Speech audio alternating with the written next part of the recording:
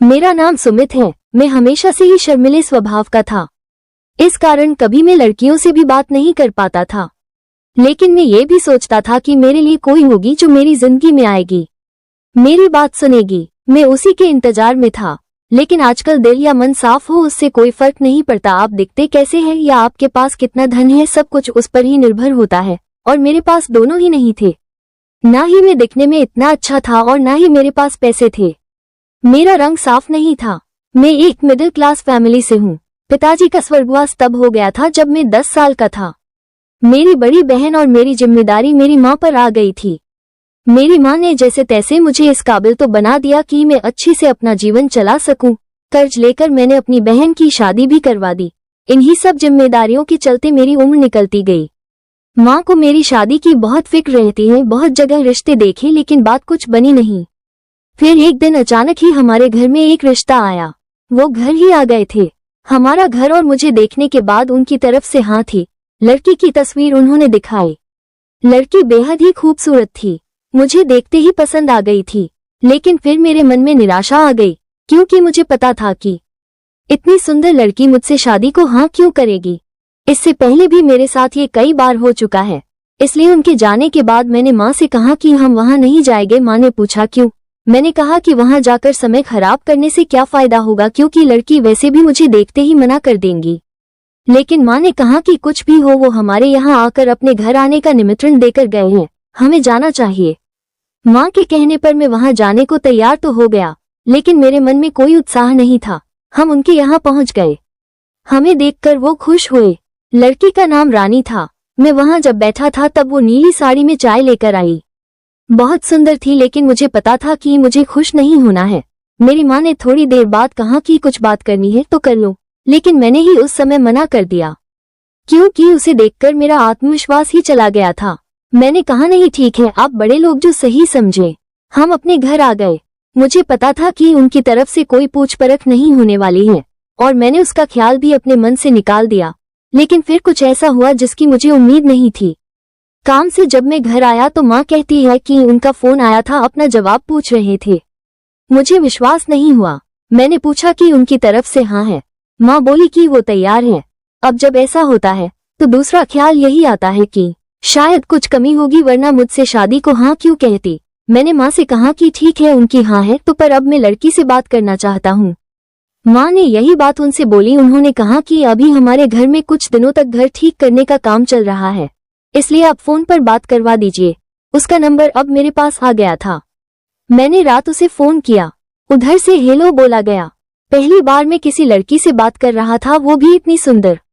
मैंने सबसे पहले एक ही सवाल पूछा कि आप मुझसे शादी को तैयार कैसे हो गई। वो कुछ देर चुप रही। कहा कि क्यों, आप ऐसा क्यों बोल रहे हैं। मैंने कहा कि मैं आपके मुकाबले कहाँ टिकता हूँ। वो बोली कि मेरे लिए बाहर से ज्यादा भीतर की सुंदरता जरूरी है। मैंने कहा कि आपके और मेरे विचार तो मिलते हैं। वो बोली कि आप भी इसी बात में मानने वाले हैं। मैंने बोला हाँ। बस उस दिन से ही मैं हवा में उड़ने लगा। प्यार में कैसा होता है यह आज तक मैंने सिर्फ सुना ही था, लेकिन जब सच में मुझे प्यार हुआ तो मुझे पता चला कि प्यार एक अद्भुत एहसास है। मुझे सबसे ज्यादा उसकी आवाज से प्यार हो गया।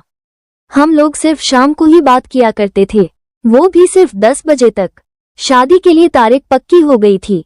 शादी की तारीख पक्की हुई तब मैं बहुत खुश था। उस शाम जब मैंने फोन किया तो मैंने उससे पूछा कि कैसा लग रहा है तुम्हें। उसकी तरफ से थोड़ी देर तक खामोशी रही। मैंने पूछा क्यों, तुम खुश नहीं हो। उसने कहा कि मैं तुमसे मिलना चाहती हूँ। मिलना मुझे भी था, लेकिन मैं कह नहीं पा रहा था। लेकिन उसने ही बोल दिया। हम लोगों का मिलना तय हुआ। अगले दिन सुबह सुबह ही मेरी माँ मेरे कमरे का दरवाजा जोर से बजा रही थी। मैं नींद से उठा। मेरी माँ को हमारे किसी परिचित से उस लड़की का सच पता चला। उसे सुनने के बाद मुझे पता चला कि इतनी सुंदर होने के बावजूद उसने मुझसे शादी को हाँ क्यों कहा। आखिर वो भी मेरा फायदा उठाना चाह रही थी। माँ ने उन्हें भला बुरा कहना शुरू कर दिया। उसी समय उन्होंने रिश्ता तोड़ने का मन बना लिया। मुझे आज उससे मिलना था। मैं सोच रहा था कि माँ जो कह रही है वो कैसे सच हो सकता है। मैं उससे मिलने गया। एक रेस्टोरेंट में मिलना तय हुआ था। मैं वहां जल्दी पहुंच गया। बस यही सोच रहा था कि माँ जो बोल रही है वो कैसे सच हो सकता है। कुछ देर बाद वो आई। उसके साथ में एक लड़की और थी। वो दोनों मेरे पास आकर बैठ गए।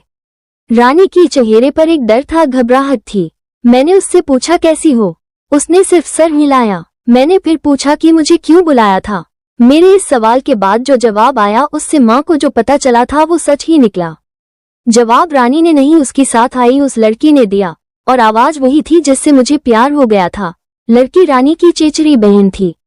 वो बोली कि हमने आपसे एक बात छिपाई है। रानी बोल नहीं सकती। रानी की जगह मैं आपसे बात करती थी। रानी मेरे साथ बैठी रहती थी, लेकिन रानी चाहती थी कि शादी के पहले आपको सच्चाई पता चल जाए जो उसके घरवालों ने छिपाए हैं। यह आपको पर्दे में नहीं रखना चाहती थी। अब आपका जो भी फैसला हो वो रानी को मंजूर है। सभी ने अपनी बात बता दी। माँ ने कह दिया कि शादी नहीं करेंगे। रानी ने मुझे सच्चाई बता दी और मुझे डाल दिया दुविधा में। मैं उसे अब धोखेबाज भी नहीं कह सकता था। वो सच बताने के लिए ही आई थी। उसकी आंखें मुझे बहुत कुछ कह रही थी। मैं उसे मना कैसे कर सकता था। मैंने उसका हाथ पकड़ा और कहा कि क्या तुम भी मानती हो कि बाहर से ज्यादा भीतर की सुंदरता जरूरी है। उसने हाँ में सर हिलाया। मेरी माँ को मनाना थोड़ा मुश्किल था, लेकिन मैं जानता था कि वो मान जाएगी। उनके घरवालों ने सच छिपाने के लिए माफी मांगी। रानी और मेरी शादी हो गई। बिना बोले भी वो बहुत कुछ बोलती है। प्यार में शब्द कहाँ जरूरी होते हैं, ये तो एहसास है।